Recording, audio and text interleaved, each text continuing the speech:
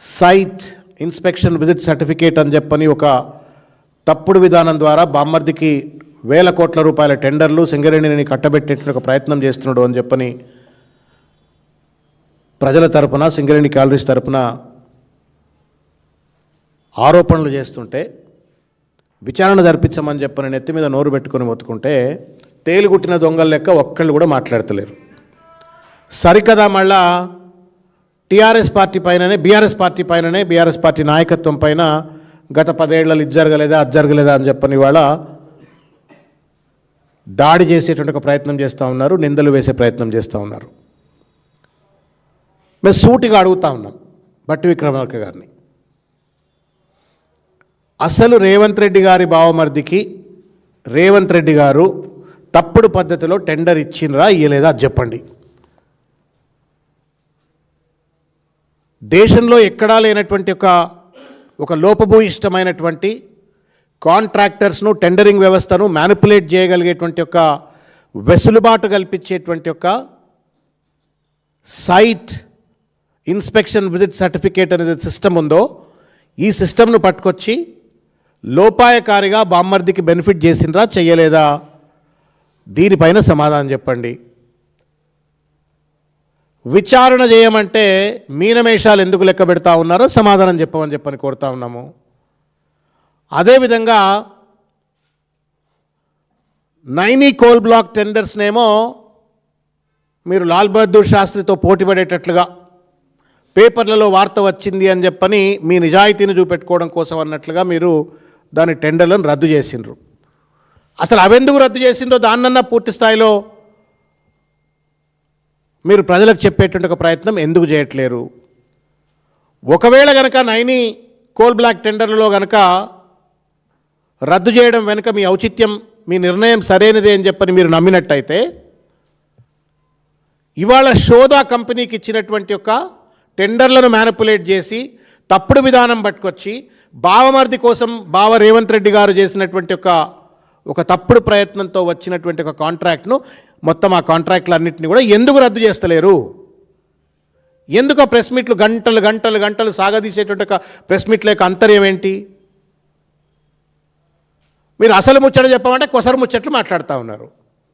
మీరు టెండర్లను రేవంత్ రెడ్డి బావమర్ది గారికి తర్వాత రేవంత్ రెడ్డి గారి కనుసన్నల్లో జరిగినటువంటి ఒక టెండరింగ్ స్కామ్కి సంబంధించిన అంశం పట్ల మీ వైఖరేంది బట్టి గారు సమాధానం చెప్పండి. ఇంతవరకు మాట్లాడతలేడు. అది తప్పా చెప్పాడు ఒప్పా చెప్పాడు.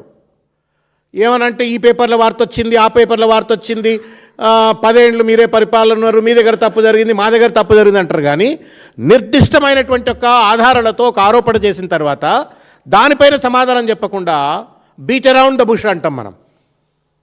బీట్ అరౌండ్ ద బుష్ లెక్క ఇష్టం వచ్చినట్లు ప్రెస్ మీట్లు పెట్టి కాలయాపన చేసి అటు మీడియా సమయాన్ని ప్రజల సమయాన్ని కాలయాపన చేసి ఒక దాటవేత ధోరణికి పాల్పడుతూ ఉన్నారు బట్టి గారు తప్ప నిర్దిష్టంగా లేవనెత్తినటువంటి యొక్క అంశాల పట్ల సమాధానాలు చెప్పట్లేరు. ఆరోపణలకు విచారణ జరిపించేటువంటి నైతికత కానీ ధైర్యం కానీ ఇవాళ చూపెడతలేరు. ఏ ధైర్యంతో మీరు ఒక పేపర్లో వచ్చిన వార్తను ఆధారంగా చేసుకొని నైనీ కోల్ బ్లాక్ టెండర్లను రద్దు చేస్తారు? ఇవాళ ఎందుకు పిరికితనంతో భయపడుతున్నారు? రేవంత్ రెడ్డిని చూసి భయపడుతున్నారా? లేకపోతే రేవంత్ రెడ్డి చుట్టూ ఉన్నటువంటి ఒక కోల్ మైనింగ్ మాఫియాను చూసి భయపడుతున్నారా? ఏ ధైర్యంతో దాన్ని రద్దు చేస్తారు? ఏ పిరికితనంతో దీన్ని రద్దు చేయరు? దాన్ని రద్దు చేసిండ్రు, సంతోషం. మీరు కూడా లాల్ బహదూర్ శాస్త్రి కోవలకు వెళ్ళిపోయినరు, వి సెల్యూట్ యూ. మరి అంత ధైర్యం ఉన్నటువంటి ఒక పెద్ద మనిషి మీరు రేవంత్ రెడ్డి గారి అనూనీయులకు బామ్మర్దులకు వచ్చినట్టు ఒక కాంట్రాక్ట్ను రద్దు చేయడానికి పిరికితనం ఎందుకు బట్టి గారు? మీకు ఎవరు భయపెడుతున్నారు బట్టి గారిని? ఈ డొల్లతనం ఏంటి? లేదు రేవంత్ రెడ్డి గారితో లోపాయకారి ఒప్పందాలా సంబంధాలా? లేకపోతే మీ మధ్యన అండర్స్టాండింగ్ అడ్జస్ట్మెంట్లను అయిపోయినాయా? కేవలం ప్రజలను మభ్యపెట్టాలా, బట్టగాల్చి మళ్ళీ బీఆర్ఎస్ పార్టీ పైనే మళ్ళీ దాడి చేయాలన్నట్టు ఒక రీతిలో ప్రెస్ మీట్లు పెట్టి మీరు దాటబోత ధోరణికి పాల్పడతారా?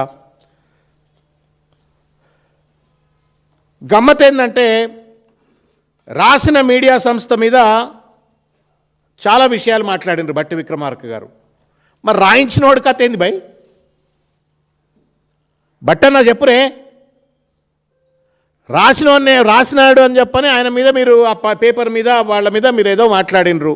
సరే, అది మీరంతా ఒకటే కూటమి కాబట్టి మీరు రేవంత్ రెడ్డి గారు మీరు I don't know whatever has happened మీరు పేపర్ గురించి మాట్లాడినరు.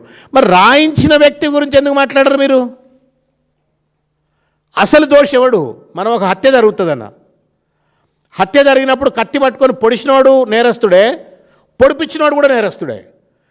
ఇక పొడిచినటువంటిది బహుశా ఒక పత్రిక అయితే పొడిపించింది ఎవరు, ఆ కత్తి ఇచ్చింది ఎవరు, ఆ కత్తికి సానబట్టింది ఎవరు, ఎంబడిబడి పొడువు అని చెప్పని పొడిపించిన వాళ్ళు ఎవరు? అది రేవంత్ రెడ్డి కదా. రాసింది ఒక పత్రిక కావచ్చు, కానీ దాని వెనక ఉండి మొత్తం కథ, స్క్రీన్ ప్లే, డైరెక్షన్ మొత్తం కూడా ప్రొడ్యూసర్ అన్నీ కూడా రేవంత్ రెడ్డి. మరి ఆయన గురించి ఒక్క మాట అనడం ఎందుకన్నా? అంత భయం ఎందుకే నాకు అర్థం కాదు. ఇది ఎందుకు భయపడతారు నాకు అర్థం కావట్లా. You had the moral courage to cancel Naini coal block tenders, but you her scared. గింత పిరుకుతారమేంది మీది? గింత భయం ఎందుకు మీకు? హరీష్ రావు గారు ఆధారాలతో ముందు పెట్టిండ్రు. Site inspection visit certificate system అనేటువంటిది దేశంలో లేదంటే లేదు, అది గవర్నమెంట్ ఆఫ్ ఇండియాలో ఉంది అని చెప్పని మాట్లాడుతున్నారు.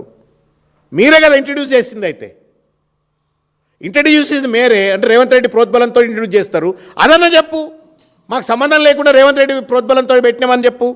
అది చెప్పకుండా ఇవాళ ఇష్టం వచ్చినట్టుగా ఇవాళ మాట్లాడే ఒక ప్రయత్నం చేస్తూ ఉన్నారు. ఇంకొక ముఖ్యమైన విషయం, అవాల్ట్ నుండి కూడా హరీష్ రావు గారు ఆ రోజు ప్రెస్ మీట్ పెట్టి ఈ యొక్క అంశాన్ని ప్రజల దృష్టికి తీసుకొచ్చి విచారణ జరపండి అని చెప్పని, బావమర్ది గారి కోసం అని చెప్పని రేవంత్ రెడ్డి చేసినటువంటి ఒక అవినీతిని, ఒక స్కామ్ను బయటపెట్టిన నాటి నుంచి ఇప్పటి వరకు కూడా ఒక విచ్ హంటింగ్ అంటాం కదా, ఒక విండిక్టివ్గా విచ్ హంటింగ్ తోటి అన్నట్టుగా నోటీసుల మీద నోటీసులు ఇస్తున్నారు, పోలీస్ కమిషనర్లతో మాట్లాడిపిస్తున్నారు, సిట్ పేరు మీద ఇవాళ విచ్చలవిడిగా ఇవాళ దాష్టికాలకు పాల్పడుతున్నారు.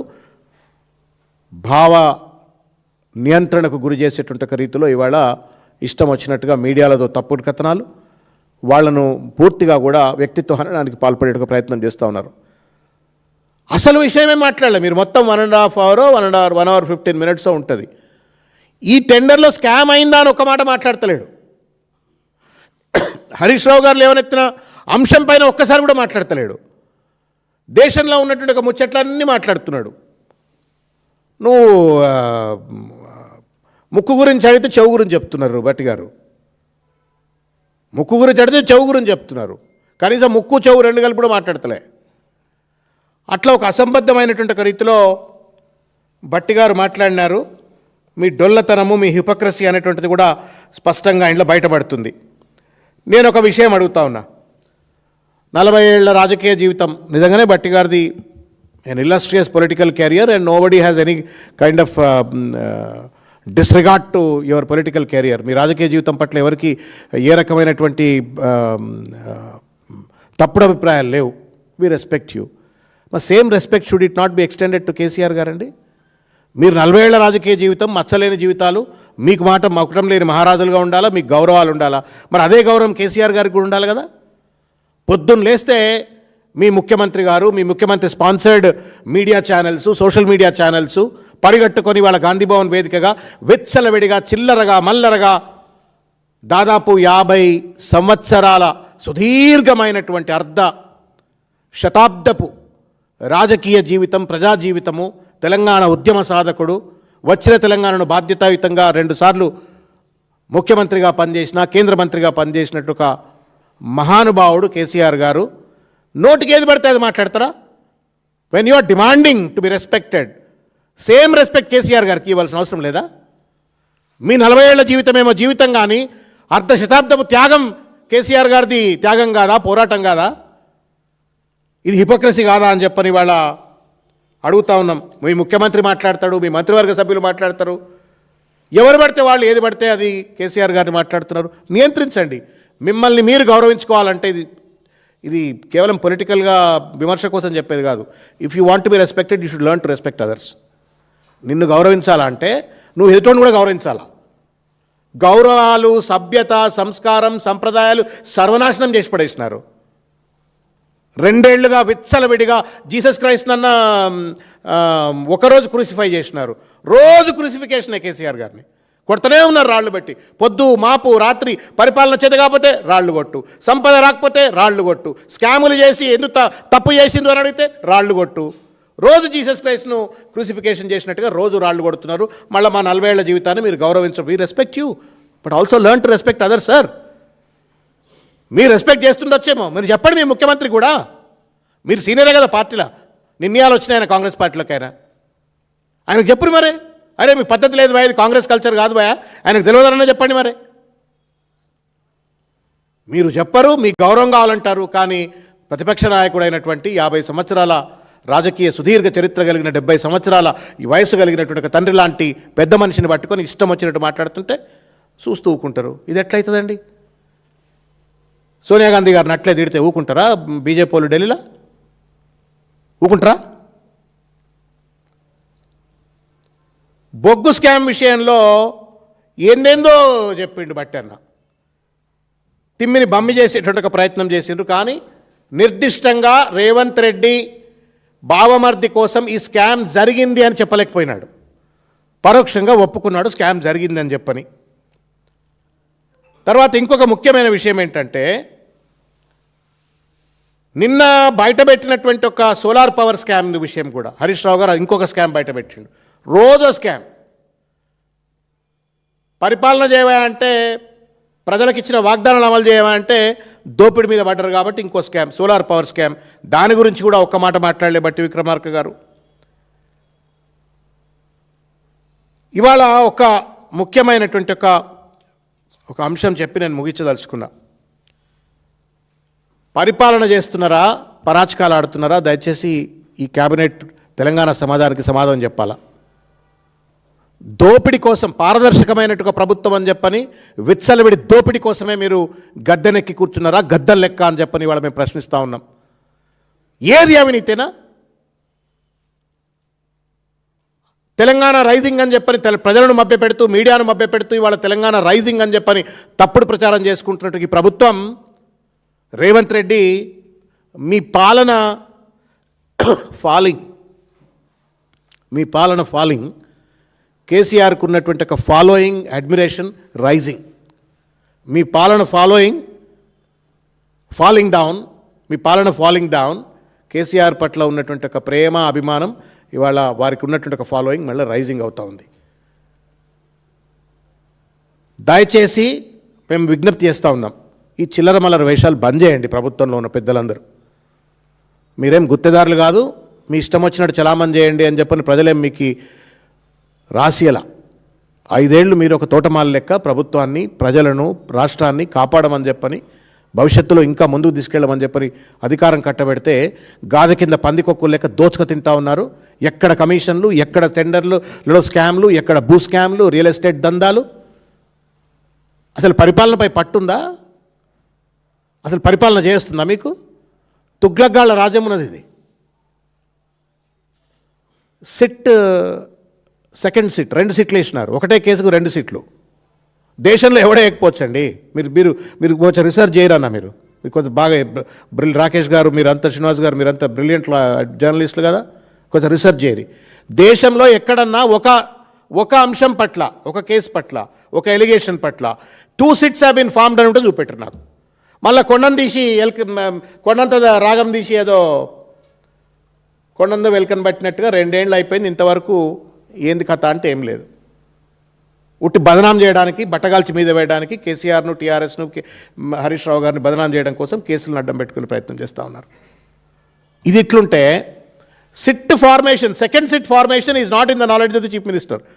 ముఖ్యమంత్రి తెలవకుండా హోంమంత్రి ఆయన దగ్గరే ఉంటుంది. ఆయనకు తెలవకుండా సిట్ వేసిండ్రు అని చెప్పని పేపర్లో వార్తలు వచ్చినాయి కదా.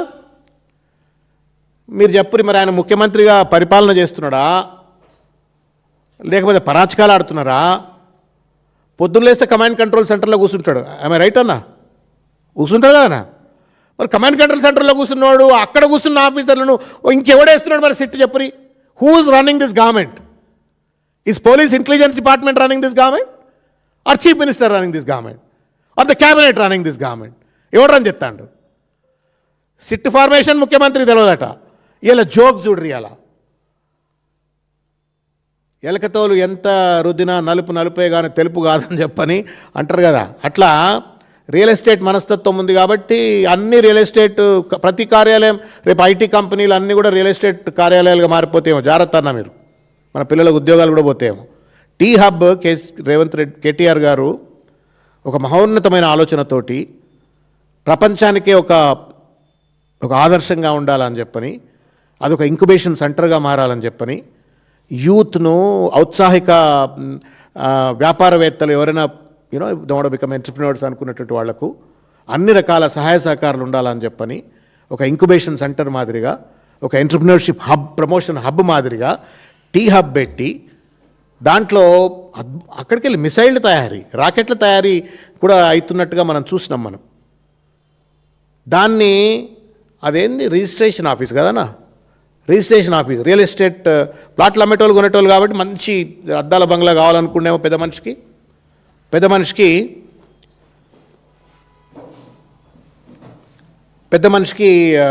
దాన్ని మార్చాలని ప్రయత్నం చేసిండ్రు. అది ఒక పేపర్లో వచ్చింది, జీవో వచ్చింది ఖండిస్తున్నారు. మేము చేయలేము, మా నిర్ణయం మేము విత్డ్రా చేసుకుంటున్నాము, అసలు మేము నిర్ణయమే తీసుకోలేదని చెప్పారంటున్నారు. సార్ ముఖ్యమంత్రి గారు పరిపాలన చేయండి సార్. పొద్దున్న లేస్తే కమిషన్లు, దోపిడీ, టెండర్ మ్యానిపులేషన్స్, సంచులు నింపుకొనుడు. ఇక స్విస్ బ్యాంకులో ఒక ఖాతా ఓపెన్ చేసిన పేపర్లో వచ్చింది. అలా ఏదో పేపర్లో చూసిన 1000 కోట్లట ఏదో. ఇదే కాదు కదా పరిపాలన అంటే. దయచేసి నేను బట్టి విక్రమార్క గారికి నేను విజ్ఞప్తి చేస్తూ ఉన్నాను, మీరు పరిపాలన పైన పట్టు సాధించండి, ప్రజలకు ఇచ్చిన వాగ్దానాలను అమలు చేయండి. 3 ఏళ్ల ఇంకా కాలపరిమితి ఉన్నది.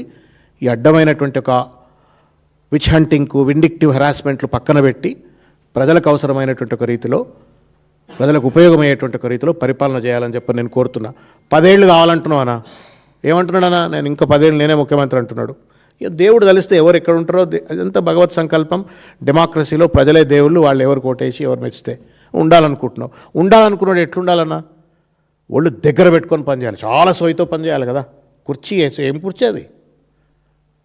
ఆ కుర్చీ మీద కూర్చున్నోడికి చాలా ఒంట్ల వెన్నుపూసల బలం ఉండాలా, నరాన ఒక కాన్సన్ట్రేషన్ ఉండి పనిచేయాలా. ఇష్టం వచ్చినట్టు దోపిడీ కోసమే పనిచేసి ప్రజాపాలన, పబ్లిక్ పాలసీ, ఒక్క పాలసీ వచ్చిందా అన్న ఈ 2 yearsలో? మీరు అన్నది అడుగుతలేరు. వచ్చిన బాధ ఏంటంటే మాకేమో కొద్ది తెలిసి తెలియక మేము తక్కువ అడుగుతాం. అన్ని తెలిసిన జర్నలిస్టులు మీరు అడుగుతలేరు. 1 public policy on any department has it come today? Education, health, industry, employment, rural development, urban development. Was there 1 policy?